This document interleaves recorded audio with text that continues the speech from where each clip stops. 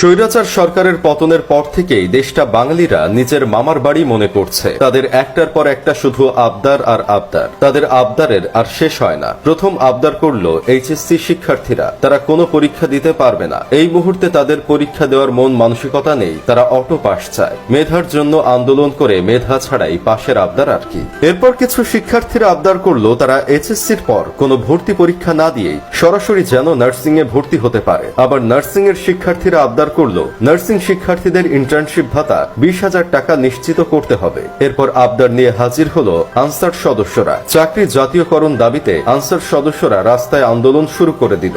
চিন্তা করেন ভাই অবস্থা, জেএসসি পাশের সার্টিফিকেট দিয়ে 40 দিনে ট্রেনিং করে চাকরি করে, সেই চাকরি আবার জাতীয়করণ চায়, মানে মামার বাড়ির মোয়া, চাইলাম আর পাইলাম। আনসারের চাকরি চুক্তি ভিত্তিক, তারা জেনে শুনে কাজে যোগদান করেছিল। সরকারি চাকরির জন্য পুরো জেনারেশন জীবন দিয়েছে, আর তারা আসছে এখন সরকারি চাকুরি করতে। এইসব করার মূল উদ্দেশ্য হচ্ছে অন্তর্বর্তীকালীন সরকারকে বিপদে ফালানো। ভাই আমাকে কেউ একটু বুঝিয়ে বলবেন এই আনসার আমাদের কি উপকারে লাগে? না মানে আমি জানি না তো, তাই জিজ্ঞেস করা আর কি। জন্মের পর থেকে দেখিনি তো কোনো আনসার সদস্য মানুষের কাজে লাগতে। আমায় আবার ভুল বুঝবেন না ভাই। চিন্তা করেন একবার, এই আনসাররা সচিবালয় ঘেরাও করে ফেলতে চায়, শিক্ষার্থীদের ওপর হামলা করে, আবার তারা স্লোগান দেয় তুমি কে আমি কে, আনসার আনসার। ওরা এই সাহসটা পেল কোথায়? 16 বছরে তো একবারও দেখিনি কোনো আনসার বিক্ষোভ করতে। এখন স্বৈরাচার সরকারের পতন হয়েছে বলে তাদের সাহস বেড়ে গেছে। ওবায়দুল কাকা তো দেশে নাই, দেশে থাকলে উনি নিশ্চয়ই বলতেন আনসার সদস্যদের ভিতরে জামাত ইসলাম আর শিবির কর্মী ঢুকে গিয়েছিল। আবার অনেকেই ধারণা করছে আনসারের মাঝে আফসোস লীগের পোলাপান ঢুকে গিয়েছিল, তাই তাদের সাহস বেড়ে গিয়েছিল। কিন্তু সেনাবাহিনীরা সাহসের মাইরে বাপ পাকিস্তান করে দিছে, প্রতিটা আনসার সদস্যের নিতম্ব লাল করে দিছে। অবশ্য আমার বন্ধু কেরামতের মতে আমাদের দেশে আইন শৃঙ্খলা বাহিনীর মধ্যে নাকি সবচেয়ে বেশি ভয়ঙ্কর হলো আনসার। কারণ ওরা যদি কাউকে টার্গেট করে গুলি করে, তাহলে টার্গেটের শরীরে না লেগে লাগে তার পাশের জনের শরীরে।